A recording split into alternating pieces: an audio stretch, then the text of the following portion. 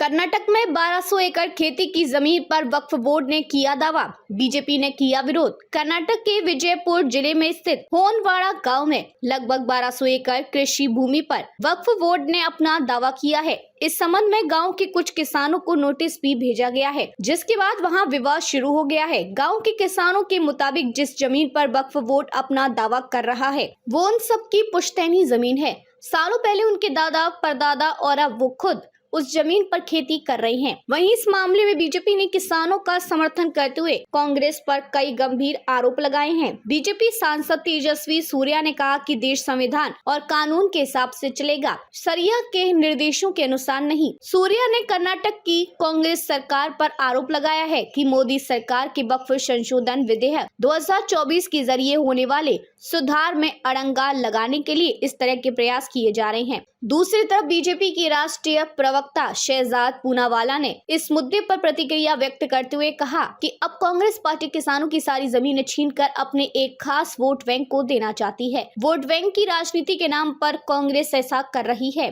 पूनावाला ने कहा कि कांग्रेस ने अपने कार्यकाल में वक्फ को असीमित अधिकार दिए। अब कर्नाटक में किसानों की हजारों एकड़ जमीन जिसका उनके पास सबूत है, वे वक्फ और मंत्रियों को हस्तांतरित करना चाहते हैं। इससे उनकी मानसिकता पता चलती है। कांग्रेस की प्राथमिकता किसानों की जमीन छीनना और एक विशेष वोट बैंक को देना है। आपको बता दें कि वक्फ बोर्ड की असीमित शक्तियों के दुरुपयोग को रोकने के लिए ही मोदी सरकार वक्फ बोर्ड संशोधन अधिनियम 2024 लाई है। इसमें सुधार संबंधी सिफारिशों पर एक राय बनाने के लिए जेपीसी का गठन किया गया है, जिसमें सत्ता पक्ष और विपक्ष के कई सांसद शामिल हैं।